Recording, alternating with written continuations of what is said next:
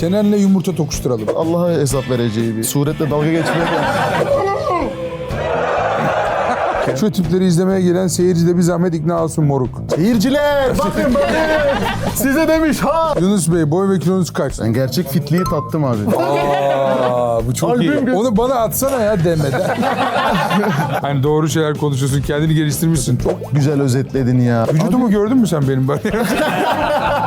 Bir tartışır mısınız eşinle? Tartışmam. Ben sen de okey misin? Ben okeyim. Tamam kral sağ ol. Biz okeyiz. Ya bu çocuk komik ama suratında avel insan suratı var. Ya bak. Biz montajda senin mimikleri dağıtalım biraz. Ne oluyor yani o zaman? Sadece gözüm büyüyüp ben bir yandan öyle biz kolay gelmedik bugünlere. Biz kolay gelmedik bugünlere.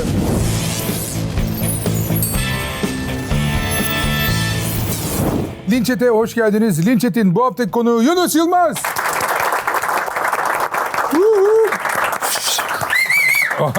Ya iğrenç ya. Ya hemen çok iyi ıslık ne ya? Sen mi çaldın onu? Ya bir daha çok kötüydü ya. Çok kötü ya. Bağır değil iki de fıs. Evet Yunus hoş geldin. Hoş buldum abi. Vallahi çok ağırlamakta istediğim konuklardan birisin. Birebir kendim de aradım, ulaştım. Evet. Sana böyle bir musallat oldum. Çünkü hakikaten çok beğeniyorum yaptığın işleri. Hem de böyle ne yaptığını bilen, böyle yavaş yavaş ilerleyen, çok daha güzel işler yapacağına inancımın tam olduğu birisin. Bunu söylemek istedim başta. Çok teşekkür ederim. Fark ettin mi? Hiç kesmedim. Evet. Ne kadar sürse öyle dinlerdim. Böyle şiir gibi dinlerdim abi. Çok Bir sağ ol. de böyle eyvallah. bir hani araya girersin diye ben de yavaşladım. Yok hayır olur mu ya öyle şey seni? Öyle bırak ya. Aksın gitsin ya. Vallahi çünkü Evet, ben evet. baktım duramıyorum falan diye. falan bile yapmadım. Belki konuşacağımı sanarsın diye. Böyle durdum. Gerçekten öyle kardeşim ya. Nasıl gidiyor şu an? Kariyer yolculuğunun neresindesin? İyi gidiyor. Tam da işte bak burasında. Burasında. Böyle güzel linç et çekiyoruz. Çok güzel. Her bölümünü yalayıp yuttuğum linç eti. Vallahi izliyor muydun? Evet evet izliyorum. Aa. Ta televizyon tarafından bu yana izliyorum. Aa. En böyle unutamadığın... Yok muydu acaba televizyonda? Vardı. Tabii vardı. Televizyondan en unutamadığın linç kim var mesela izlediğin böyle hatırladığın? Cem Yılmaz var. Ha Cem Yılmaz'ın linci vardı. Acun Çağla Ilıcalı var. Acun abi. Acun Ilıcalı'ya dedim linç et mi çekilmiş falan. Da vardı. Övgüyle karışık biraz. öyle öyle. Abi çok zenginsin ne düşünüyorsun sürekli linçler var. Diyorsun ki evet abi linçlerle aran nasıl? Yani diyor ben tabii gülerim güzel mizah olduğu takdirde de küfür oldu mu işte o zaman orada. Orada arkada hemen bir şeyler isi. 4 tane linç kalmış geriye. Hazır mısın? Başlıyoruz. Hazırım, çok Linç hazırım. et. Başlıyor alkışlarınızla. Bravo.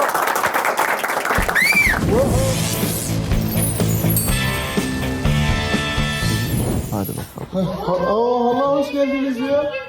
Çocuk ne zaman? Çocuk ne zaman? Bu gece hala.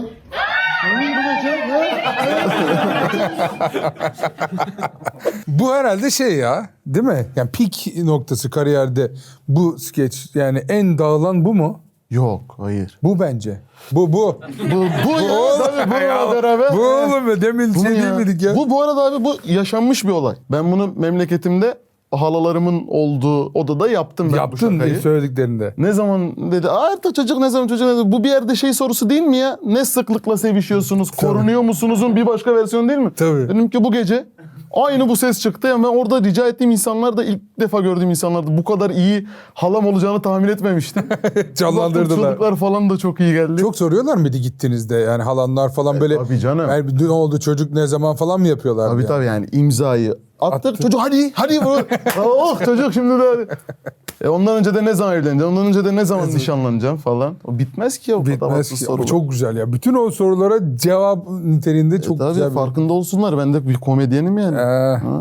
Akıllı olsunlar. Halanlar falan farkında mı senin bu komedyenlik başarının? Yani şu an kendi memleketinde ya da çevrende, ailende bizim çocuk meşhur oldu diyorlar mı yoksa daha yeni mi anlıyorlar? Nasıl bir şeydesin?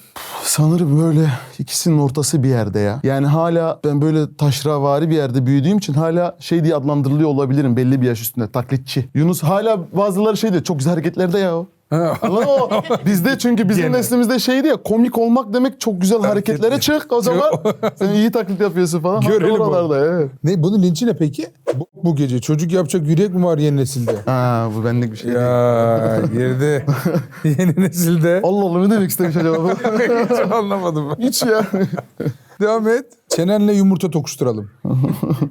Çene. Bu yine Çene mizahı dönüyor. ya bu yine Allah'a hesap vereceği bir suretle dalga geçmek böyle bir şey yok böyle. Benim çenem gitgide uzamaya başladı. Sonra da- daha normalde kare kafaydım ben. Kareye yakın bir kafam vardı. Sonra gitgide uzamaya başladı. Kilo verdim. Çok kiloluydum. Kilo verdim. Kiloluyken daha iyisin dediler. Ama kiloluyken de yüzüm büyüktü. Ama çeneyi demek ki böyle dolduruyordu da. hı. Oradan Tabii, gitti. eşitliyordu. Evet. Ben de kilo verdiğimde ilk oradan gidiyor, buradan bir gidiyor. Hiç iyi olmuyor. O yüzden vermiyorum. Mesela. Olmuyor hiç. Mesela. O yüzden devam et. Doğu Demirkol ve Can Bonomo'nun çocuğu olsa bu adam olurmuş. Hadi bakalım. Benzetiyorlar. Doğu Demirkol'a. Can Bonomo'ya da Doğu Demirkol'a benziyor muyum abi? Doğu Demirkol'a yani biraz var ya. Ver burada fotoğrafları var. Ya ikisi çiftleşebilseydi eğer. Bir evren. Bunu onlara da sormak lazım. Yani onlar birbirine razı gelecek olacak falan filan. Yani var biraz yani. Biraz ama ya biraz çene hikayesi yani zayıflayınca çene hikayesinden doğuya şey var. Ya bıyıklı mıyıklı hikayede de herhalde şey var. Ben daha Can Bonomo'nun şu anki kilosundayken annemi keklemişliğim var. Anne bak Can Bonomo'nun fotoğrafıyla. Nasıl çıkmış bu fotoğraf? Sen ne zaman gitar çalmaya başlıyorsun? Hadi be o kadar. Göstereyim mi o fotoğrafı? Göster Hadi bakayım. telefonumu verir misin bana bir? O kadar zayıf oldun mu peki? Oldum. He, o kadar zayıf da Tabii, oldun. Ben gerçek Hanımın da fitliği burada. tattım abi. Gerçek neyi? Fitliği. Hadi be. Nasıldı? Nasıl bir duygu? Güzeldi ya. Keyifliydi. Sürekli açsın ama. He böyle diyet yaparak yaptın. Spor daha çok. Spor ve diyet. Şurada ne zaman bu? 2018. Benzememiş dese ya. Bayağı da uğraştık biliyor musun? Fotoğraf geldi, eşin getirdi filan. Benzemiyorsun. Allah Allah. Vallahi benzemiyor. Selda Bağcan'a benzediğim bir fotoğraf var. Onunla... Benzemiyor abi. Mertcan Bahar'a daha çok benziyorsun burada. Sürekli isimler sıkmaya başladı. Sürekli çok kişiye benzetiyorum ya. Benzetilir misin çok kişiye de? Çok kişiye benziyorsun. benzetiyorum. Evet, evet. Annen de yemiştir bunu evet. Evet. Aa, dur bak. Fit. Gönlünü alayım bakayım. Böyle gidecek mi bu? Aa bu çok iyi. Albüm gösteriyor. Aa bu çok iyi ama. Abi tattım ben. Ne oldu bu vücuda? Bu çok iyi. Memem çok koyu fark ettin mi? Evet. Hocam? Çok büyük. Çizdirmiş gibisin orada. Niye öyleyse? Kara kalem çalışması Evet. gibi duruyor. 4 Nisan 2021'de bu muydun? Evet. Çok da eski tarih değil. Çok iyiymiş. Fark ettiysen. Oğlum çok iyiymiş. Kendimi Eser Yenenlere mi övdürüyorum ben Hayır, şu anda? şu an- Vallahi Ben de şu an vücudunu övüyorum Yarı şu an. çıplak fotoğrafımı Eser Yenenlere mi Çok gösteriyorum iyiymiş. şu anda? Onu bana atsana ya demeden. Abi bence Eser Can Yenen'den Bonomo diyor. bence Doğu Demirkol'a benzemiyorum. He. Şeyimiz benziyor biraz. İkimiz de bir Q'ya dönüşüyor. Ha. Kardeş var. Gözlük bak çıkardıktan sonra biraz giyim stil benziyor. Benziyorsun işte yani. Ha, evet. Ben benziyorum evet. Devam et. Ay hiç takmıyorsun dolaplarına rüküş oluşunu. Aferin sana. Ben olsam hayatta katlanamazdım diyeyim Kora. Ay ama sen tombul tombul oluşunu da hiç takmıyorsun. Ben olsam kafayı yemişti. Değil mi Kora? Ya sen evinde de böyle değilsen bir şey bilmiyorum hadi. Bu şuradaki hı diye çocuk zaten. O da ona gönderme yapmaya çalışıyor. 3'te 3 hiç yok şu anda. O mu gerçekten? O. Yasa. Var yakalayamadık O ya onu demek adamı. istiyor işte. Evet evde de biraz böyleyim çünkü. Böyle misindir? Yani ben eşimin beni onaylamasını çok seviyorum. Her şeyde mi? Evet koşulsuz şartsız onun bana bir hıhısı var. Ama bu da o ayrı toksik ablaya gönderme. Devam et. Helal olsun aslanım. Biraz daha ünlen de linçleyelim. Ben bunu bugün okudum. Muazzam değil mi? Ya, Çok iyi. muazzam bir yorum değil mi ya? Çok iyi. 2025 biterken Aynen. neler yaptık hep beraber. Bir filmin dizin çok izlensin de dur o zaman biz senin için Sen asıl halktan abi. bir koptun Ha. anladığımız an seni bir yakalım.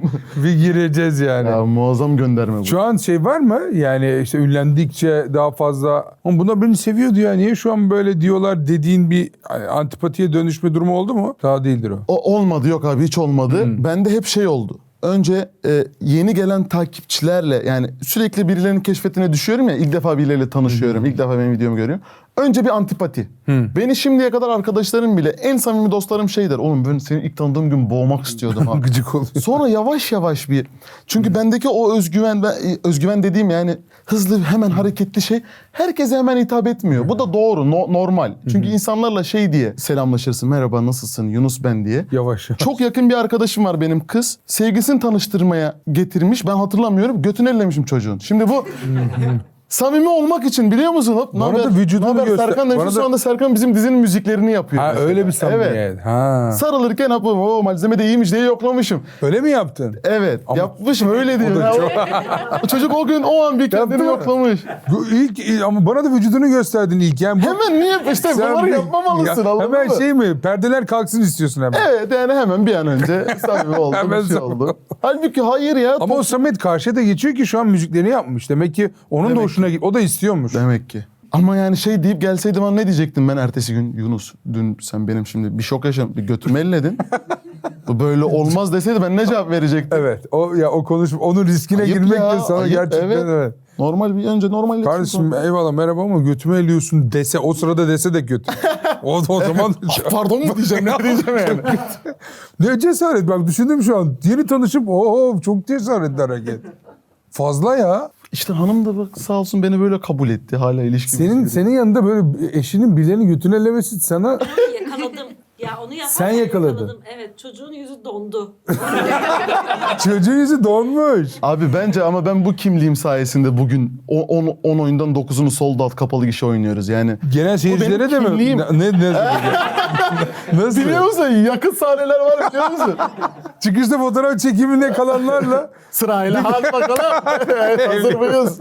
ya bunu izleyenler şimdi her fotoğraf çekimine kalanlar Oyuna hadi girelim. Yunus falan diyecekler ya fotoğraf çektiminde. Bu şaka şeye dönüşürse Abi yok çok Sana güçlü gelip korumalarımız yapanlar, var. Yok, bilmem ne. yok. Ne korum- Bitiririz ya. Çok Neyi güçlü korumalar böyle beni yoklayan. korumalar ne yapacak? Arkanda böyle mi duracaklar abi? Devam et. Ben Yunus Yılmaz gösterisinden çıktık. Kendimi toparlayabilmek için 12 saatlik klasik müzik playlisti açtım. Sabaha kadar çalsın. Uyusam da önemi yok. Bünyem maruz kalsın. Klasik müziğe de bir linç var burada. Yani 12 saat ona maruz kalayım. Yani Bence klasik müzik değil. Abi evet. Hitap ettiğim kadar hitap edemediğim insanlar da var. Bu benim bu kötü yorum hiç zoruma gitmiyor. Çünkü dediğim gibi güldürebildiğim insanlar var, güldüremediğim insanlar var. Şu zoruma gidiyor. Zoruma gitmekten ziyade üzülüyorum. Kendi gülmüyor ya, gülene de karışıyor. ha. Ben gülmedim, bana mı gülüyorsun? Hiç gülenden şey Nesine duymadım. güldün? Ben güldüm, sen neyine gülmedin ya? Gül diye karışan dürten ama gülmeyen, toksik gülmeyen şey yapıyor. Neyine gülüyorsunuz, salak mısınız, en akıllı benim, harikaydı halbuki. Ona bir katlanamıyorum. Bu kendi üzerinden yürümüş. Buna stand-up- bir şey diyemem. Güldürememişim. Gösterilerin şeyi değil mi? Yani bütün bu Instagram hikayesinden önce falan bir uğraştığın ve stand-up yapıyordun hep. Evet, yaşa. Yani hiç biz seni tanımadan önce de sen kendi şehirlerinde mi deniyordun? Ne yapıyordun? Yani yaşadığın şehirde mi yapıyordun? Tabii Eskişehir'de okurken benim hatta yani şeye de katılmışlığım var. Yeteneksizsinize stand-up yapayım diye katıldım. O sese başvurmuşum. Bir baktım o ses seçmeleri. Hadi O canım. kadar beceri. Biz kolay gelmedik bugünlere. Biz kolay gelmedik bugünlere. Hiç bunu duymamıştım biliyor musun? O kadar. Anasının Sonra- gözü ya. Nasıl o sese başvurmuşsun abi? Böyle de ama ben emindim onun yeteneksizsiniz arayüzü olduğuna eminim. Eminim ya. O Çıktın. ses seçim. Şarkı mı söyledin? Hayır çıktı. Hayır, bir baktım o sesmiş bu. Çıktım gittim. Ay gittin tüh ya. O zaman da hatta hanım yanımdaydı işte. O zamanlar da sevgiliydik. Abi şey durumu vardı. Şimdi komik olduğunun farkındasın ve bunu duyurmaya çalışıyorsun. Çok küçük yaşta da karikatür kitaplarıyla tanışınca önce onu bir deniyorsun. Sonra o çok uzun bir süreç. Çizeceksin, göndereceksin, yayınlanacak, Evet. geri gelecek falan. Çok uzun bir süreç. Sonra bunu bilenler bilir. Bir taşrada komiksen bu şeydir. Tiyatro yaptır. Komiklik eşittir tiyatro. Evet. Ben de o üniversitede işte tiyatro kulüplerine katılan çok fazla tiyatro yaptım durduk yere. Sonra ne zaman Stanislavski ve Grotowski metotlarıyla tanıştım. Benim götüme tayt giydirdiler. Bir baktılar şey yapmaya başladık biz. Ulan içimden diyorum ben komik olmak istiyordum. Ben ne işim var benim burada diyordum. Sonra dedim ki herhalde stand-up bu işin çıkarı yani. Geçen Facebook gönderilerime baktım işte 2016 şeylerinden akımına katılayım diye bir sürü Cem Yılmaz paylaşıp durmuşum. Lisedeyken de öyleydi. Tek kişilik dev kadroyu ezberledim. 2,5 saat. Çıktım tek kişilik dev kadroyu oynuyorum okul sonu müsameresi. Ne diyorsun ya? Bayağı Bana- Atademir'in oyunu Bayağı baştan ya, sona oynuyorsun. bayağı önce Ata Demirer oluyorum. Sonra onun personasında oynuyorum yani. Vay. Onun boşluktaki tepkilerini de veriyorum. Yok Anladın mı? be. Seyirciyle konuşmalarını falan. Vay, çok iyi. Oradan Enteresanmış tabii oradan. YouTube'a da verdiğim bir sürü iş var. Sonra dedim ki acaba bir sokak şakası mı yapayım? İşte o zaman Vayşay dönemleri falan yapayım. O da olmadı. Şey yaptım. Afiş bastırdım. Olay yeri inceleme diye. Yıl 2017. Astım Eskişehir'in her yerine. Eskişehir'de okuyorduk. Ve yani 20 kişilik bir sahne tuttuk. Hatta şey yapmıştım. Karikatür çizmiştim. Gelen seyircilere karikatür hediye edecektim. Güldüremezsem oradan. Kimse gelmedi. Hiç kimse Gelmediler gelmedi. mi? Hiç kimse gelmedi. Abi nasıl gelsin yani? Sonra Aa. Instagram sayfası açtım. Hani 5 kişiye oynadım falan da mı yok? Hiç mi oynamadın? Yok. Sonra yavaş yavaş 3-4 kişi arkadaşlar, okul yıl sonu falan filan.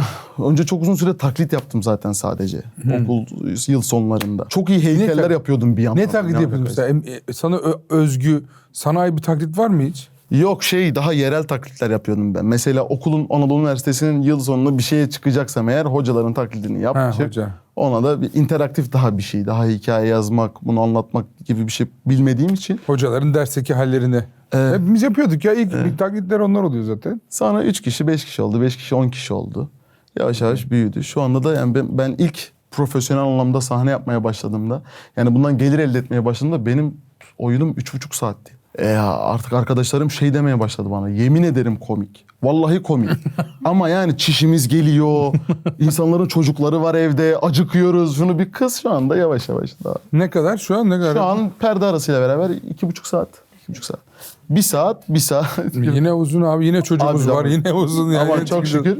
Ha. Ama 2 perde yapıyorum delikanlı gibi. İkinci Arada. perdede de bir o kadar insan kalmaya devam ediyor.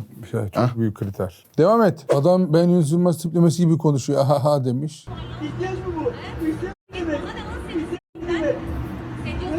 Ben miyim lan o?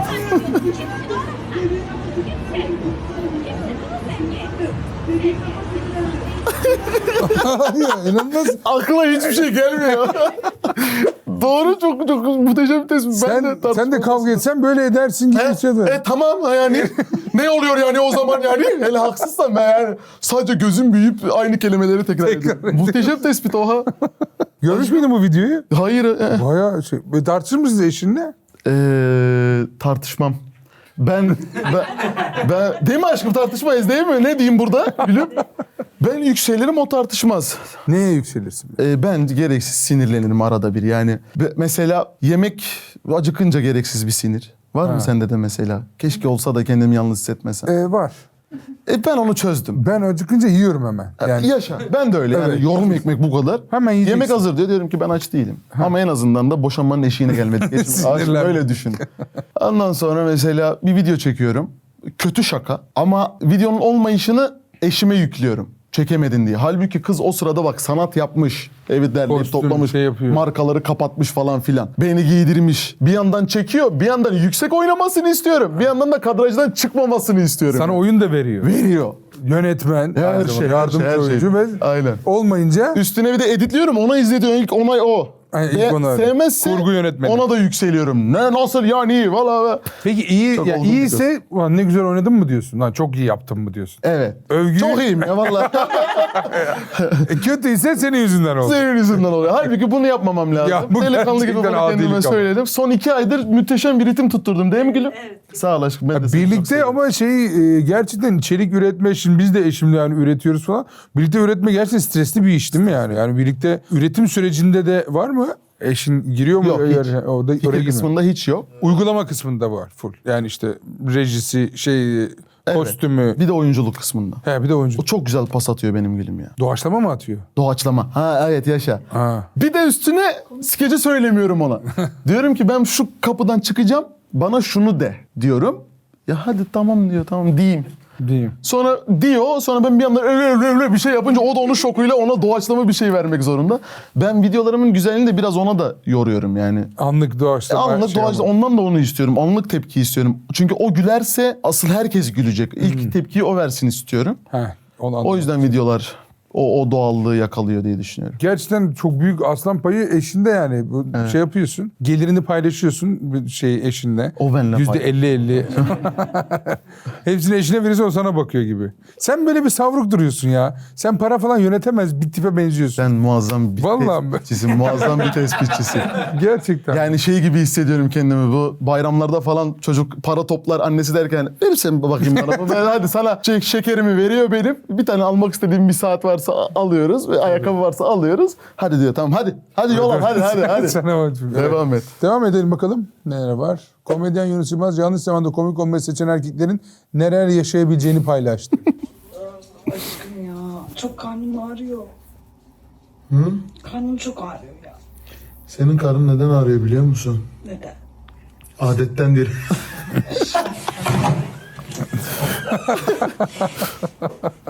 Kurban olayım vallahi şaka. Ya kesinlikle. Admin kendi IQ'nu bir tutma. Bizimkini ne komedyen a**ayım yazmış. Kime gömüyor burada? Admin kim ya? O ne diyor bunu. Evet. Beni komedyen diye adlandırdığı için. Tutma, bizimkini ne komedyen. Vallahi yayınladık, güldük kardeşim. Bak burada hiç izlemeyen de vardır, güldük. Hani tabii güldürdükten sonra işte bu ise komedyen diye adlandırıyor. Popçu mu desin insanlar? Ne desin? Komedyen iddialı bir laf değil mi? Biraz böyle komedyen dediğin zaman böyle bir ne bileyim bana böyle iddialı bir laf gibi geliyor. Bir komediyi hep güldürmek zorundaymış. Yaptığı her şey çok komik olmak zorundaymış. Profesyonel olarak bilmem ne, hani böyle biraz fazla iddialı geliyor. Sana öyle bir hissiyat veriyor mu? Abi zaten stand-up da öyle bir şey ki. Yani İddialı insanları bir şey. çağırıyorsun 1000 kişiyi, diyorsun ki gelin sizi 3 saat güldüreyim diyorsun. Evet. Bu da zaten deli saçması bir şey. Yani o yüzden evet dediğin gibi iddialı. Ben sadece bunun iddialı mı değil mi onun üzerinde çok durmuyorum. Benim sevdiğim iş bu. Keyif aldığım durum bu. Kariyerimin başından sonuna itibaren hiçbir zaman bana komedyen harici ne basında ne yayında başka bir ünvan atamadılar. Yani bana direkt halk tarafından atandı. O yüzden de çok mutluyum, çok keyfim yerinde. Hiç içerik üretici denmedi yani, influencer denmedi. Bundan da gocundumdan da değil bu arada. Ama denmedi. O yüzden Sen komedyen... hep belli sıra gösteriler de olduğu için mi acaba denmedi? Evet, İçeri ondan. yaşa. Bir yandan da sürekli sahne, skeçlerden önce de sahnedeydim. Ama yani günümüz çağı komik olduğunu önce diye bir şey var yani. Herkesin işi artık burada. Dönerci bile orada şey yapıyor. Evet öyle bir şeyler kanka falan yapıyor. Bu oyunu kuralına göre oynadım. Önce komik olduğumu insanlara üzerinden, web üzerinden duyurdum. Sonra da bir de sahnede mesela benim bir tane bile skeçlerden alıntı şakam yok. Orada bambaşka şeyler anlatırım.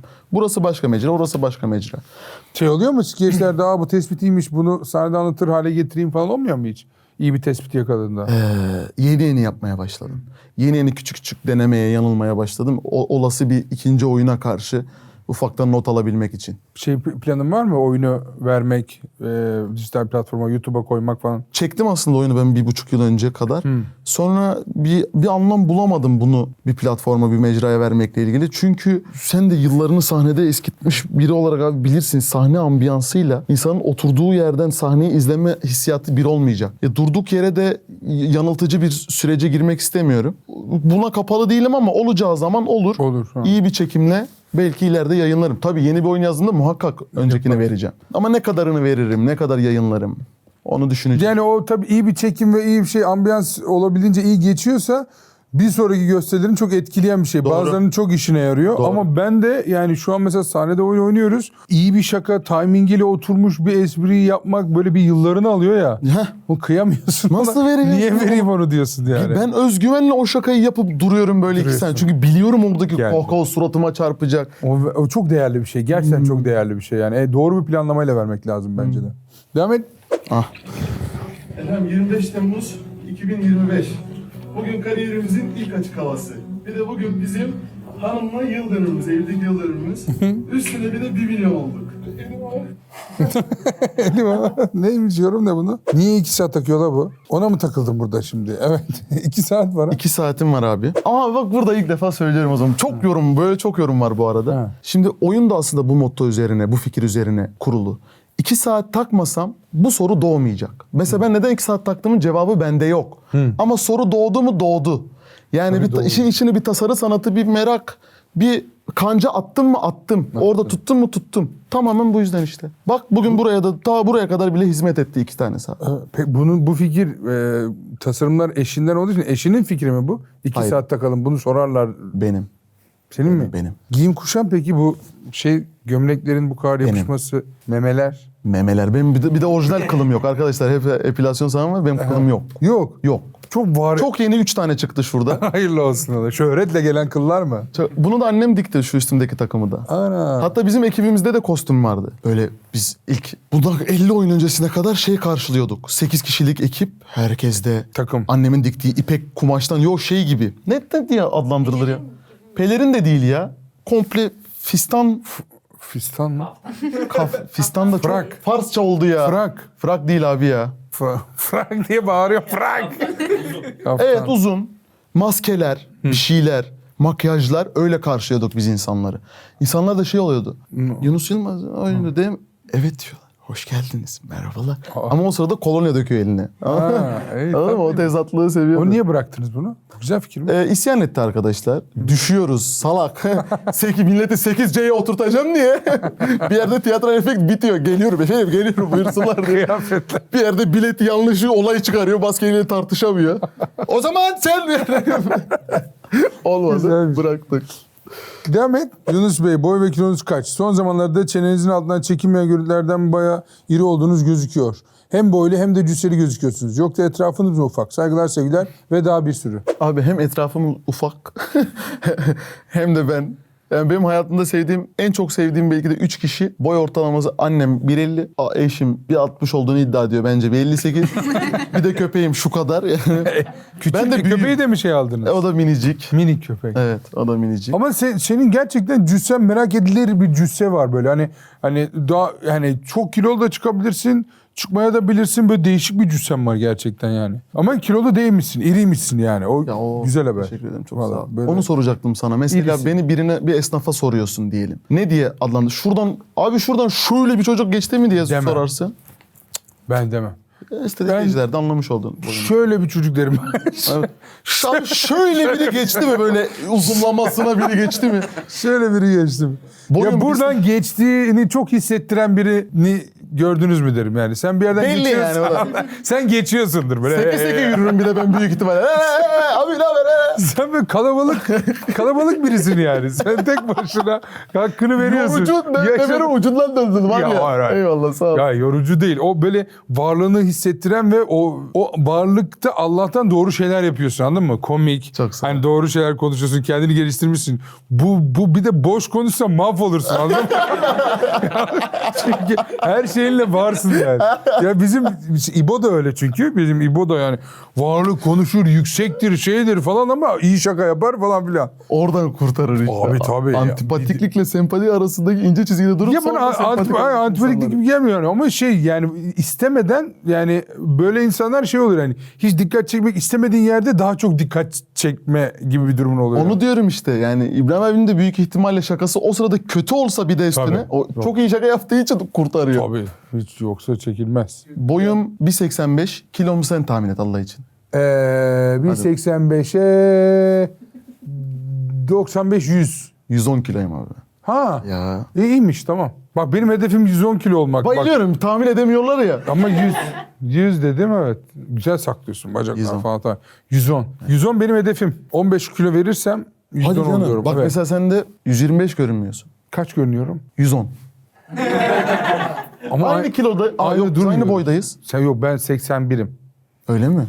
Tamam. Ki 80 de olabilirim. Abi, Yani o bir 100, tane de ben 105 falan. senin eşin gibi 1-2 saatim. Ben de sporla koydum. tanıştım abi. Bundan 5-6 yıl önce sporla tanıştım. Mesela fitnessla özellikle. Yani çok ağır spor yapıp bardak pirinç tükettim ben. Çiğ ağırlıkta yani bir tencere yedim ve kilo vermeye başladım. Ulan dedim Aa. bu spor nasıl bir şey lan? Ya, ciddi ağır antrenman yapıp işte powerlifting, güç sporu, ne bileyim fitness üzerine kardiyo yapıp çok iyi yemekler yedim. Hiçbir şeyimden kızmadım ve çatır çatır kilo verdim. Asıl mesele gün içinde 2-3 saat sabah bir kardiyo, öğleden sonra işte akşama doğru bir ağırlık antrenmanı Bunu düzenli yapmak. yapıyor musun ağırlık Şu anda antrenmanları hala falan? yapmıyorum. Şu anda boks yapıyorum sadece. O da Yani o zaman fitness bulabildiğim falan için. dünyasına girdin mi bir 2-3 ay 4 ay çok iyi gidiyor. Sonra bir bunalım ve kopma geliyor. Orada sporu değiştirdin herhalde. Öyle mi oldu? Yani. Yo.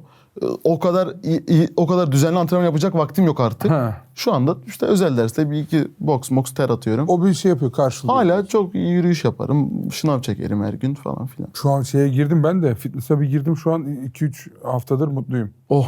Evet. Doğru antrenör abi. Doğru antrenör. Evet onu buldum. Yakaladım mı? Devam et. İçime sığmıyor derdim kederim. Özledim ederim. Bilsen nasıl çarpıyor yüreğimde ellerim. Aşkım ya önemli olsa aramazdım. Biliyorum tam toplantıdasın. Şeyi soracaktım. Şimdi bulaşık makinesine bulaşıklar, çamaşır makinesine çamaşırlar mı? Doğru muyum ben?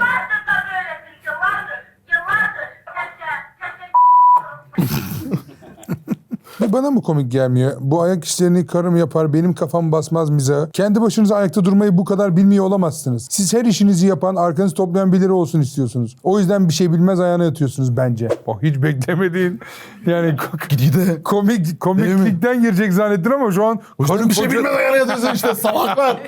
karı koca dengesinde yanlış yorumluyorsun olayları, linci yedin. Bekliyor muydun bunu? Bunu Linç olarak. yani iyi gidiyordu değil mi? Ha, evde şey olarak mesela hakikaten iş bölümü olarak şey var mıdır? Kadının yapması gereken şeyler, erkeğin yapması gereken şeyler gibi şeyler düşünür müsün? Yoksa tamamen müşterek mi yaşarsınız? Hayır ya asla düşünmem. Tamamen müşterek yaşarız. İkimiz de iş yapmıyoruz zaten. İş yapmıyoruz o yüzden müşterekliğimiz o tarafta. Kim daha ağır ya ev işlerinde falan filan? Abla mı geliyor bir tane? Tabii. Değil mi? Evet o canımız ablamız. O çok önemli ablalar ya. Abla bir de bizim de gücümüz yettiğince artık bizim. İşte abi bizim işimiz çok yoğun. Sana da az önce söyledim. Eşim işin tüm mutfak kısmında. Ben de en iyi bildiğim taraftayım. Şaka yapıp bunu hem sahnede hem sahnelerde şeyde işte videolarda sergilemek. O da tüm mutfak işlerini, bu da mutfak işleri. İşin mutfak işleri. Eşin mutfağını yapıyor. Tabiri caizse bizim işimiz mutfak işlerinde. Yani bu video gerçek bu arada. Ve gerçekten de ona sık sık danışıyorum. Çünkü En basit şeyi bile mi? o soğuk kafa kalıyor biraz ya bana göre. Ben şu tedirginim. Bu iyi mi? Güzel miydi? Az önce şöyle dedim. O okey miydi? O daha iyiydi. Güzel. Rahat ol. Takma kafana modunda olduğu için. Bu işin şeyi kısmı ya abi bence. Videolarda bana linçler ezelden beri nereden geliyor biliyor musun? İşin muhatabına salladığım zaman. Yani her şeye gülüyoruz. Sıra ona geldiğinde şimdi olmadı. Şimdi bir saniye bir dur. Bir dakika. Senin soyunu sopunu diye başlıyor. Büyük ihtimalle de şimdi genelleme yapmayayım ama belki kendi ilişkisinde belki böyle bir durum var. Onu gördü, tetiklendi, şey oldu. Ama hayır, Burada işime bir- salak taklidi yapıp işleri ona yıkmıyorum. Bunu açık açık söyleyeyim. Yapıyor muyum? Bak danıştım. Abi güç alıyorum Her ya. şey- Allah Allah. her Seviyorum şeyimle. danışmayı ya. Sen de okey misin buna? okeyim. Tamam kral sağ ol. Biz okeyiz kendi aramızda. Şu anda da hep anlaştık. bakıyorsun program nasıl gidiyor diye de bakıyorsun. Hep öyle bir şeyin var. Bak nasıl gülümsüyor şu an. Her şey Gülüyor. yolunda. Devam et. Abi ağzın biraz şey. Ney? Burada Bir şey demem gibi gerekiyor gibi oldu değil mi? Yok, buradaki şey ben yani tam geçiyordum, öpücüğün şeyi ürpertti beni yani, sahiciliği, yani çok öpmeyi istemekli bir fotoğraf olmuş. Çok güzel oynamışsın bunu. Neyi ol. yapıyorsun burada? Ne yapıyorsun abi? Bu bizim yeni sezonun eski sezonun afiş çekimleriydi. Benim oyunumda bir perdede biraz daha efemine bir tarafı oynuyorum. Bir perdede daha maskülen bir tarafı oynuyorum ki her şeye eşit hitap edebileyim diye. Yani kadınlar üzerinden tespit yaptığım mizahı attığımda biraz daha efemine bir taraftayım. Biraz oyun çok karma, çok mix. Hatta benim üstüm başım da öyle. Aslında kruvaze kesim, işte İtalyan kumaş bir ceket giyiyorum ama burası parıltılı. Onun Daha bir her maskülen şeyden var. yakalarım var ama buraya kadar açık. Anladın mı? Daha mix bir konsept var. O yüzden burada daha maskülen bir taraftan ama öpücüklü. Öpücük yolda. Evet. O yüzden Alt ağzım metin- biraz şey. Alt doğru. metinlerinde şey diyorsun ya, alt metinlerim de kuvvetlidir, öyle boşa fotoğraf çektirmem diyorsun. Eğer onu sen dediysen boşun üstüne. ama Onu yani sen dediysen ben bir şey demiyorum. Onu sen Evet dediysen. abi, öyle oluyor, öyle gözüküyor. Kullanılmıyor 55 kullanılmıyor. Devam et. Bu ne amına? Mesela seni seviyorum kaporta. Asıl o ne amına? O nasıl bir Bu kullanım? şakayı ben yapmışım gibi yapamaz. Seni seviyorum kaporta. Asıl bu ne amına? Olur olur. Montajda beni Güzel oldu, güzel oldu. Devam et. Saf yetenek ile ruh hastaları arası bir yerlerde. Bu karikatür serisi. Bir de karikatür yönümü yavaş yavaş keşfettiklerinde bu yorumu yapmış. Var olsun Desiz Sultan, saf yetenek. Bak Öven'in hep profil fotoğrafı var abi farkında mısın? Evet. Yeren'in Yok. evet. Hiç kimse. Ben- Gelenler hiç kimse.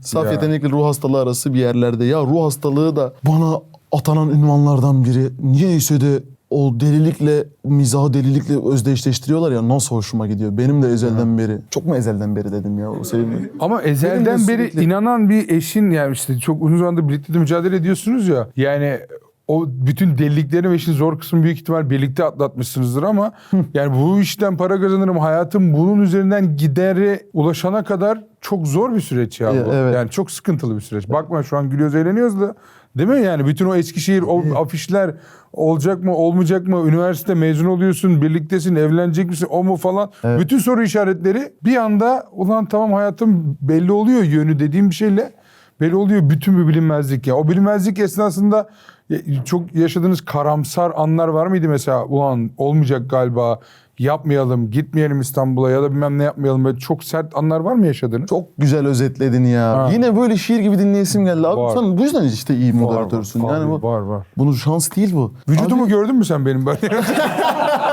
Bir de ona da bir bak. Ona da bir... Memelerin ama biraz fazla. Evet, spora başladım. Soruyorsun. Abi ben Mardin'e atandığımda Merve ilk defa artık haneye para girmeye başlamıştı gerçek anlamda. Ayın 15'de yata. Onun maaşı. Çünkü ben bir yerde de eşime şey diyorum yani. Bak ben komedyen olacağım diyorum ve bir kere olsun da şey demiyor ya. Nereye olacağım Çattık demiyor. vallahi çattık. Malın tekine çattık. Halbuki öğretmen oldu. Ben öğretmen olsam Siz da hemen Eskişehir'de öğretmen beraber olurdum bu arada. okuyordunuz. Evet. O öğretmen de Mardin'e tayin çıktı. Sen de onunla birlikte gidiyorsun. Sen Kral bak. hiçbir şey yok sende değil mi? Sıfır yani. Ben ne zaman sevdiğim işi yapsam hayatım hep iyi yöne doğru evrildi. Mesela tiyatro yapıyordum o zamanlar. Merve de aynı gruptaymış. Çat tanıştım, hayatımın aşkını buldum. Gördün mü? Tiyatroda. Ha. Ya evet, tiyatroda yani sahnedeyim. Ne zaman sahnede olsam, sevdiğim şeyi yapsam hayatım iyi yönde kıvrıldı. Orada Merve ile tanıştım. Onun hiç işte uzun vadede sahne gibi bir hayali yoktu. Benim hep vardı. Atandıktan sonra Merve Mardin'e yerleştiğimizde beni çok defa okuldan geldikten sonra ileride sahne yapacağımda bitiş şarkım kafamdaki bitiş kulaklığımı takardım. Çok kez kapıya girdiğinde beni böyle yakalamışlığı var. İnsanlarla vedalaşıyorsun. Şimdi bu histerikli bir tavırdan Tabii. şimdi oyunumu da böyle bitiriyorum. Bir arkamı dönüyorum Merve, ben böyle tamam o zaman ne yiyelim? Bir şey yiyelim mi falan. Bir kere desteğini esirgese boşanacaktık mesela. bir kere desteğini esirgemedi. Ama o süreç... o süreç ne kadar sürdü? Yani Mardin'de orada onun parasını yiyorsun eşinin. onun öğretmenlikten kazandığı ilk paraları sen hunharca evde sahnedeyim taklidi yaparak Abi yiyorsun. ya dışarıdan baksan Nuri Bilge Ceylan filmi gibi. Zeytin yiyoruz böyle, kızım olacak diyorum sana ben. Ne zaman olacak? Ne zaman olacak? Yani bu ne kadar sürdü bu süreç? Ve bir yerde hiç mi demedi ya Yunus tam olacak da sen de bir işe mi girsen gibi bir şey olmayan hiç mi olmadı yani? Abi ben şöyle bir parametre eksik. Ben her zaman para kazandım. Ha. Ben şimdi Eskişehir'de o komedyen olmaya çalışırken bir yandan adalar var orada. Adalara taburelerimi attım. Şeyi koydum. Tabela 10 liraya karikatür yapılır diye. Akşama kadar 200 lira kazanıyordum. Aa. Döner 3,5 liraydı. Aa. Benle Merve Almanya'dan gelen çift gibi takılıyorduk akşama kadar. Ya kızım ne alayım sana? İyi diye. Çok kötü Alman taklidi yaptım. Evet. Oraya kadar iyi Ya. her şey. Mardin'de de o zaman karikatür Mardin'de de yapıyordun. karikatür yapıyordum, satıyordum.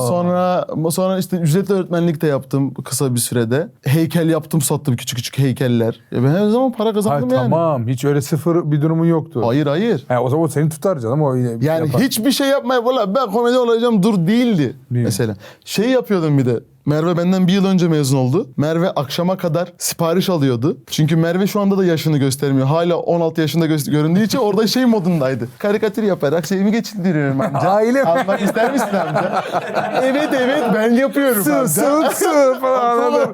40 tane sipariş almış. Ben yapıyordum, sonra teslime de onu gönderiyordu böyle. Hadi Bruce oraya ver. Gel. Gidiyordu parayı sayıyordu. Sen de zorla çalıştıran baba taklidi. Hadi gidelim yemek yiyelim o zaman. Devam et. Komik değil. Umarım ileride komik olursun. Ha böyle bir beklenti hani. Komik değil ama ileride olursun diye bir ümitli biri. Evet. Bunun diyecek bir şey Bu yok. nerede? Komik Bu değil şey ama. mi? Bu da mesela ilk artık bilet satmaya başlayıp bar kafeleri doldurmaya başladığım zamanlar. Neredesin burada? İstanbul'da mı? İstanbul'da bir sahne. Nerede çıktın? İstanbul'da nerede çıkıyordu? Mutfakta. Karışık yok, mutfakta hiç çıkmadım. Biz şuyduk, biz yaparız modundaydık. Dediğim gibi afişimi tasarlıyordum. Ben bir de eski bir telefonum vardı. Oradan şeyimi yapıyordum. Poster, resim öğretmenim yani. 40 yıl grafik tasarım görmüşüm. Onu yapıyordum, paylaşıyordum. Sonra ekip arkadaşlarımız Merve de dahil olmak üzere mekanla konuşuyordu. Bilet Mekanlar satışı- stand-up mekanı değil. Normal kafeler. Değil, böyle butik sahneler. Ha. Stand-up'ta yapılıyor yani. Neden oluşumlara girmedin? Bilmem, gerek duymadım. Yani oluşumlara girmek, bilmiyorum ki ne gerek ki oluşuma. Yani mutfakta çıktın mı hani en azından bir hani mutfağın BKM mutfağın ismine gelen olur ya bir şekilde açık mikrofonlara falan orada çıkmama kararı bir şeydir. Yani her gelen bir açık mikrofonu dener en azından. Tuz biberde de öyle. Onları denememe kararı aldın. Yo, biz direkt biletimizi açtık, sattık. Zaten o vardı. Oynamaya Sahneye başladık. çıkıyordun Evet. Ben hiç açık mikrofona da çıkmadım. Ben direkt evet. 2,5 saatlik oyunu ortaya koydum, onu oynamaya başladım. İlk oyundan sonuna kadar. Allah Allah. Ben mesela bir şakanın denenmesi gerektiğini, şaka matematiği diye bir şeye inanmıyorum. Yani şakaya giden yol diye ya komiksin ya değilsin yani kalıtsal olarak. O hissi de bilirsin yani. Nerede neyin net olma söylersen arkadaş ortamında da öyle. Söylersen onun nasıl çalışacağını bilirsin. Şaka yapmak, şakadan önce beklemek. Bunlar hep çok çalışınca olursun ama bir yerde tıkanır bence. Şaka nasıl denenmez ya? Ne anlatıyordun şimdi? Abi vallahi böyle Sen bilmiş gösterdin. bilmiş konuştuysam özür dilerim Hayır, ama hayır, ben hayır. sadece kendi mizah yolumu söylüyorum. Yok şey için dedim. Sahnede şaka denemiyor musun mesela? Yok işte deniyorum tabii ama deniyorum ve oluyor. Ha, evet. Bu olmaz dediğimde zaten denemiyorum. O hissettiriyor. O Onu olmuyor. demek istiyorum sadece. Benim şakayı yani akış stilim şey başlık alt başlık. Başlık alt başlık. Yani tekst yazar gibi yazmam. Replik yazar gibi yazmam. Onu demek istiyorum. Söyleyerek sahnede yani kendi kendine evde anlatarak çalışıyorsun. Evet. Şakadan önce. Resim yapmak da böyle. Mesela kalıtsal olduğunu. Eğitim bilimciler bilir bunu. Kalıtsaldır yetenek. Bir resim yapmak, resim yapabilmek değil. Görme yetisinin olması çocuğun küçük yaşlarda. Dikkat et. Bazı küçük çocuklar araba çizerken 2 tane lastik koyar. Çünkü diğer ikisinin arabanın arkasında olduğunu bilir.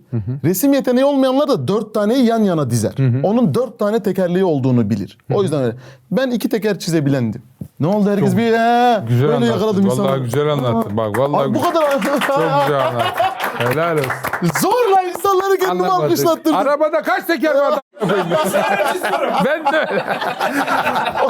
O da ayrı. Evet bagajda da bir tane yedek var. Ne olacak falan. 10 saniye önce Hiç kebap anlamam. konuşuyordum var ya 10 saniye önce. Şöyle bir şey oluyor. O yüzden bence konuştuğumuz konu çok değerli. Şuradan çok değerli. Kendinde yetenek olduğunu düşünüyorsun. Sahneye çıkmaya alışıyorsun. İnsanları güldürüyorsun. Sonra benim gördüğüm o stand-up komedyenleri var. Açık mikrofonlarda çıkanlar şaka yapma, şaka bulma meselesini daha teknik bir yere almaya başlıyorlar ve kafalar gidiyor. Bu komik mi? Bu dediğim bilmem ne mi? Bunu deneyeceğim. Bunu bilmem ne. Gerçekten kendi yeteneğini köreltecek kadar teknik bir duruma kapılıyor bence komedyenler. Evet. O bir sıkıntı. Senin avantajın ama sürekli işte sahne yapıp sahnede kendi akışın içinde ara ara deneyebiliyor olmak bir şans. Ama açık mikrofona çıktın mı 5 dakikan var ya, çıktın kendini sevdireceksin, güldüreceksin, şakayı deneyeceksin. Yaşarken çok biraz zor. ket vurmada biraz kendine. Çok zor. Ankara'da Ama direkt bundan- sahneye çıkmak da çok zor bir şey ya. Bundan Asıl üç zor yıl- olan o. Bana değil işte mesela. Evet. Bana mesela öğretmenlik yapmak çok zor. Çok zor yani. Öğretmen yapamıyorum. Helal olsun yapabilene veya işte ne bileyim şoförlük yapmak. O da yapabildiğim için doğuştan yeteneğimle en konforlu alanım. Bundan 3 sezon önce Ankara'da bir bar kafe karışık bir sahnede. Böyle 120 kapasiteydi, biz 160 kişiydik. Çok erkenden bir çocuk geldi. Şurasında da bir defter. Hayırdır gülüm dedim sen. Abi dedi ben dedi işte dedi niye taklidini yapıyorsun çocuğum? Abi dedi seninle bir iki soru sorayım dedi. Sen dedi şaka matematiğin nereye diye. Böyle defter getirmiş yanında ya. Matematik. Ajanda. Evet yani yok dedim öyle bir şey. Kapat şunu kenara koy izle. Çıkışta muhabbet edelim gülelim eğlenelim. Devam et dedim yani. Hatırlarsa. Hatırlarsa bu Ben hatırlıyorum seni hala. Haberin olsun. taklidi beğenmeyecektir. Taklidi Haberin olsun. beğenmeyecek he. Ya keşke Bu beni başkası hatırla. olabilirdi kral daha hatırla. Keşke beni hatırlamasaydı. Hatırlamadım. Ya da beni böyle mi hatırlıyor diye çok üzüldü çocuk şu an. Evet. Devam edelim. Ya bu çocuk komik ama suratında avel insan suratı var. Var ya. Ben birini dinlerken de çok açık ağızlıyım böyle. Fokuslanmaya çalıştığımda öyle. Var doğru. Evet. Çok doğru. Var bir avel. Ama o tabii sahnede bir avantaja dönüşüyor senin Eble. için. Ya bak Eble. o da. Herhalde. O da ama Yine işte. değişik Evet, mimikler. yarattım, yaratırken. Hiç görmediğimiz tarzda daha önce karşılaşmadığımız mimik. Ne yaptın şu an? Ne demek değil mi? Sen zoom gir bir yerde onları pay bir yere koyacağız bunu. Sadece Biz onlardan montajda senin mimikleri dağıtalım biraz. Sen bir her yere koy. Devam et. Yalnız Kadıköy'de yaşayanları ilgilendiren bir içerik olmuş sanırım. Dizi meselesi. Evet. Öncelikle seni tebrik ediyorum kardeşim. Çok teşekkür ederim. Yani biz şimdi bu YouTube'a girerken acaba içeride dizide yapar mıyız falan filan hikayesini kuruyorduk. Ama teknik olarak çok mümkün olmadığını gördük. O yüzden bunu başlı başına yapmak, hani ne yaptığını da geçiyorum. Yapmak bence büyük başarı. Helal olsun. ol. Gerçekten Eyvallah, çekimleri de kaliteli, içeriğin hepsini izleyemedim daha ama baktıklarımın hepsi uğraşılmış, özen gösterilmiş bir içerik yapmışsın. Ne buradaki amacın yani? Bu rutini yaparkenki amacın neydi ve amacın neresini, ne kadarını başarabildin yani? Abi ben kariyerimde yani kendimle ilgili ne planladıysam hepsi tıkır tıkır işliyor. Çünkü bunun için çok çalışıyorum. Yıllar öncesinde de dedim ki yani bir gün kendi dizimi yazacağım, kendi filmimi yazacağım. Bunları çekeceğim, bunlar çoğalacak. Belki içlerinden bazıları kült olacak. Ama dedim ki eğer dedim bugün günümüzde artık kendini videoya çekip insanlara ulaşabiliyorsan bunu da artık bir yerde yapabilirsin. Yani işinden geldiğini işine geri ver modundayım. Rutini benim YouTube'a verme nedenim de buydu. İnternetten aldığını internete geri verme meselesiydi. Çok değerli isimler de hatta mesela ben sen rutin hakkında bu kadar güzel şeyler söyledikten sonra nasıl derim ki ben başarıya ulaşmamış diye. İzlenme sayısından Hiç dolayı beklediğim biraz, gibi değil. daha az oldu yani. Beklediğimin 1/10 kadar. Mesela burada da şey demiş. Yalnız Kadıköy'de yaşayanları ilgilendiren bir içerik olmuş sanırım. Sadece böyle olmaması için biz çok uğraştık. Bir de şu sahne de dediği sahne de sofra. Yani sadece Kadıköy'dekiler de mi sofraya oturuyor? Bu mümkün değil. Kendi tespitlerin, kendi mizahını yaptın. Amaç neydi? Neresindesin şu an? Yani amacına ulaştı mı iş senin nazarında? Biz dedik ki bir dizi yapacağım ben elbet ve artık dedim ki günümüz çağı bir şey yazıp kapı kapı dolaşma çağı değil. Yazıp çekip yani işinden de gelirim var. Bunu tekrar işine koylan dedik. Yazdık çektik. Güzel de oldu. Şu anda da hatta yeni sezonda yazmaya başladık. Tekrar görüşeceğiz izleyicilerle. Nerede? Yine YouTube'da mı? Yoksa? Yine YouTube'da olmayacak mı? Ha. Bu sefer. O kadar yatırım sefer yaptık. platformdan O gelme. yatırımın karşılığı Oo, gelsin. çok şükür. Bak yine çalıştık, hakkımızı aldık çok şükür. Beğenmeyenler de ne dikkatimi çekti? biliyor musun? La la la. Oo. Beğenmeyenler de böyle İnsan değil onlar. Devam et. Aile apartmanı denilen o mesele var. Mesela sizin evleriniz daha kübik bir tasarımsa kuş bakışıyken bizim evimiz de böyle ince, uzun, upuzun, yukarıda uzun, ileride uzun. Oraya mimar girmemiş. Bizim evlerimizi babam ve amcalarımız kendi elleriyle kirpetleri dizdiği koymayı buraya onu. Onu böyle uhuyla yapıştırdıkları için o evleri. Ben mühendisim diyor babam ya kendine.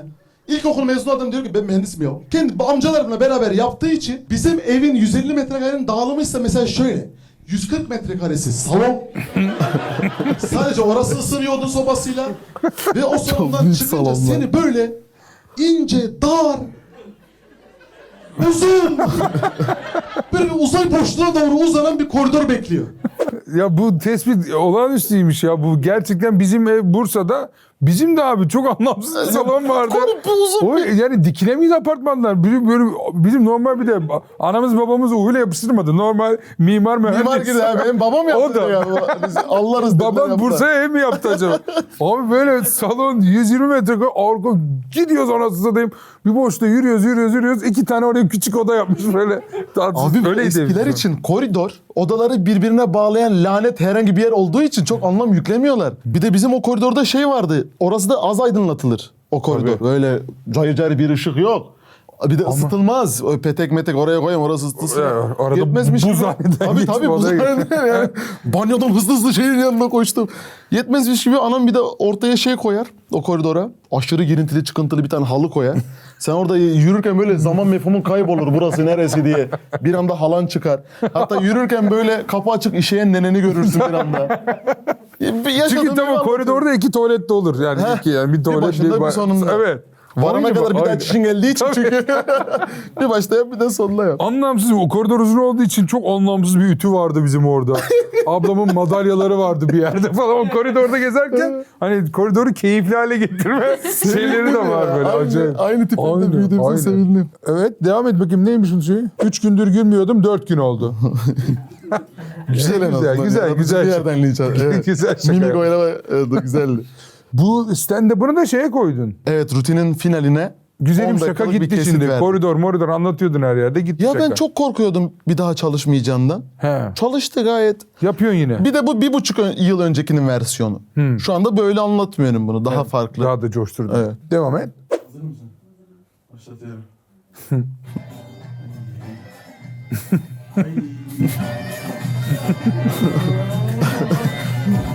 Prodüksiyon peki? Eşime perde sarmamız. Çok iyi.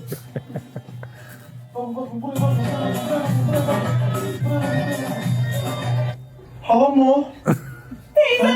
Adamlar o kadar utanmış ki orijinal videolarını da koymamışlar düğün için. Düğünü canlandır. Biz bunu düşündük dedim biliyor musun? Araya koyayım mı dedim. Merve çok uzun düşündü ve hayır dedi. Çünkü abi ben yani neredeyse çırılçıplağım. Böyle de deyince Kangalı canlatmıyor dedi. Düğünde mi? Yani her şeyimi soymuşum. Davulların üzerindeyim. Böyle yapıyorum. Para saçıyorum falan. 5'er liralık ama yani. 1000 lirayı koyulamaz o. Biz izleyemiyoruz onu. Nerede oldu düğün? Şeyde mi? Hatay'da. Yaptınız ha. Güzel Merve bir düğün nereli? Hataylı. Aa siz de Evet. hem ikiniz Hatay'sınız hem ikiniz Eskişehir'i mi kazandınız? Evet. Vay anasını ya. Siz yani birlikte Güzel oldu olmak değil mi için ya? şey olmuş. Allah ya. Vallahi. Yani Allah diyor ki evlen. Oğlum, Evlen. bak. Bu ha. Daha ben gönderdim. Bak siz Hatay'da tanışıp mı Eskişehir'i kazandınız yoksa Eskişehir'de mi tanıştınız? Hatay'da tanıştığımızda bir baktık ikimiz de Eskişehir'de okuyormuşuz. Şaka yapıyorsun. Evet. Oha bu yani artık. Hatta Merve tesadüfün benim çok profilime ötesi. bakmış. Orada Anadolu Üniversitesi'ni görmüş. Böyle işte fuayede bir oyun provadan öncesinde şey yapıyor bana. Anadolu Üniversitesi güzel bir okul ya. İlk orayı kazandım. Ulan dedim Allah Başka Allah. var mı? Allah Allah. O bana yürüdü. O da tiyatroda tanıştınız. Evet. Oyun oynuyordunuz yani. Ben orada bir eşcinseli oynuyordum. Çok da iyi oynadım. Lisede eşcinseliği oynayan kariyer iyi gidiyor. Ben de çok... çok şeydir ya. Benim rolüm gereği ben tight giyiyordum. Dabdar bir tight. Ondan mı etkilendi diyorsun Merve?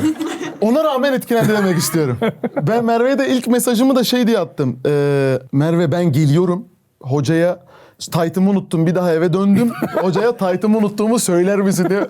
Ok gibi biri giriş yaptı. Ona rağmen hala nasıl aşık olmuşsa. Bu Tide ne ya? Ne oynuyordunuz abi siz? Yani normal Hamlet falan mı? Yani normal onlar... Hayır yok. Daha yerel bir oyun oynuyorduk ya. Hangi yerel Tide bu? Tide niye girdin? Tight giydirdiler bana bilmiyorum. Sonra Stanislavski oynadım. Metod oynadım. Yine tight giydim. Ben sürekli hayatımın bir yerinde sahnede sürekli tight giydim. Yani tamam, o Tide giymeyi anlarım ama normal klasik oyunlarda oluyor Tide ya. Sana yani seni öyle görmek isteyen bir yönetmen... Demek ki. Bak şimdi uyanıyorum ben abi. öyle bir şey yok yani. Onlarda yöresel oyunda Tide yok abi. Niye giydirdiler sana onu acaba?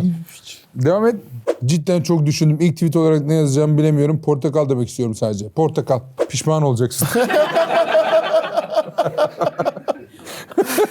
Ya ben Twitter kitlesine yetişemedim abi.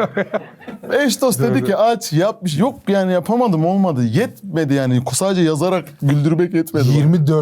2024'te mi attın ilk tweetini? Attım ve bu bitti öyle de kaldı. Öyle duruyor. Ama bayağı geç. Yani gelememişsin. Olmadı. Hep denedim. Sen Elon Musk aldıktan sonra atmışsın hatta. İlk Twitter. aynen. O şey değil. Çünkü ben de mesela ilk tweetimi hatırlıyorum. Tweet atmayacağım, tweet demeyeceğim falan filan. Aa, ben de Twitter olduğum gibi bir şey Oldum. yazıyorum. Hani benzer tonda yazmışız. Ama benim 2013 falan yani anladın mı hani? Gibi. Dün de değil yani. Yani evet yani. Niye pişman olacaksın demiş acaba? Bu tweetler niye olasın? Devam et. Seyirciyi nasıl ikna ettin Vallahi abi? abartıyorsun Ya Allah yeter için. çok sıkıldım artık ya. Neden sıkıldın gülüm? Hiç Anlamadım. baş başa kalamıyoruz. Bu ne böyle hep dip dibesiniz Aşkım ya? ailemleyiz. Biz bizeyiz. Ne olacak? Bu ne biçim biz bize Allah aşkına bu ne biçim ya? Ben bir şey söyleyemiyorum anlaşamıyorum. Söyle gitsinler artık. Baş başa kalalım. İyi tamam.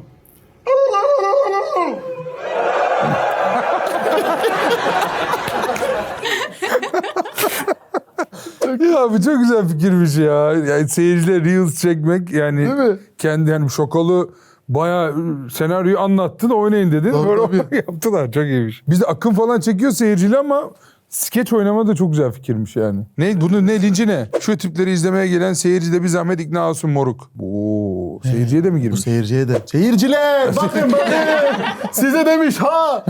Gerçekten de seyircim benim gibi insanlar. Eğlenmeyi bilen, eğlenmek isteyen. Hatta böyle bazı şehirler de var. Mesela Adana, mesela İzmir, Ankara, İstanbul'da bazı semtler haftalar öncesinden tükeniyor.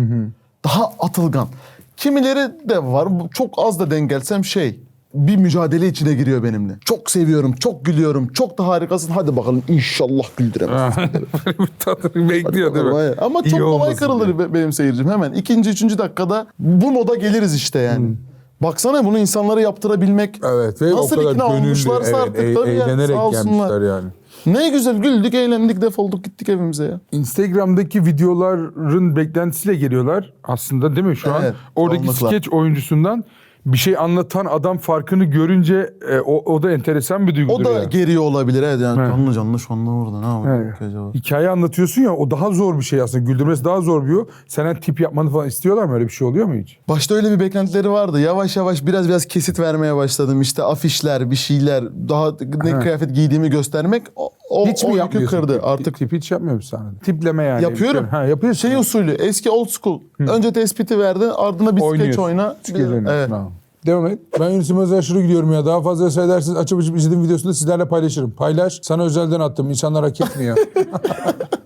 İnsanlar hak etmiyor. Ay. Seven de böyle seviyor diyorsun ha? Vallahi ya. Canlarım benim. Burada haydi bakalım lokal agresif. Ben lokal agresif de güzel Haydi isim. bakalım. Yolun Devam et. açık olsun yiğidim. Git. Büyüdüğüm mahallenin ismi ne? Bostanlı Mavişehir. Bostanlı Mavişehir, Şirintepe, Şirin Evler. Benim doğup büyüdüğüm mahallenin ismi Kurt Deresi'ydi.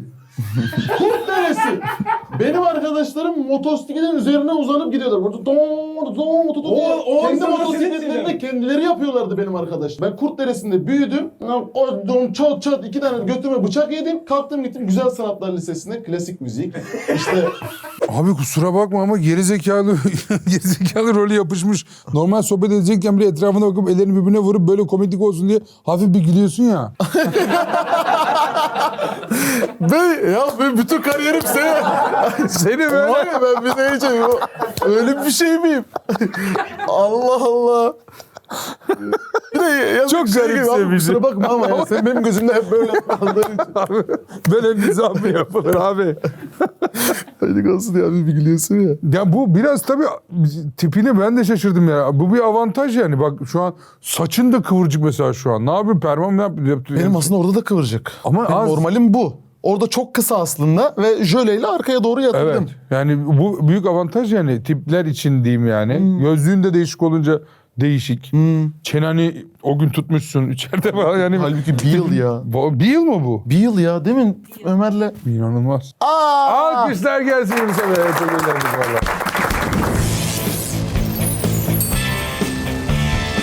Tam da hissettiğim gibi bir insan çıktığına çok sevindim. Eyvallah. Vallahi kardeşim inşallah yıllarca bu işte, meslekte büyürsün. Yollarımızda kesişir, karşılaşırız, birlikte işler de yaparız. Çok mutlu olduk seni tanıdığımıza be. Çok teşekkür ederim. Güzel güldük, Var ol, eğlendik. Bir mukavele. Ne getirdin bize? Ne getirdim hanım? Abi benimle beraber çokça oyun görmüş olan Alaç. Anlamlı bir cümleyle. Böyle onu sarsman lazım çıksın diye çekmecesinden. Kaşen mi acaba böyle? Çıksa ya dolandırılsa mesela tarafından. Aha, kol düğmelerimi düğmeleri. Evet getirdim. be Evet, işte. Oyunda kullandığı orijinal değil mi? Tabii kaplanma gibi bir şey. O kadar. Yok değil şaka. İşte anlamlı. Öyle görünüyor diye. Ama güzel çokça Çok sevdiğim güzel. kol düğmeleri. Böyle anlamlı hediyelere bayılırız. Çok teşekkür ediyoruz. Alkışlar Yunus Yılmaz'a gelsin.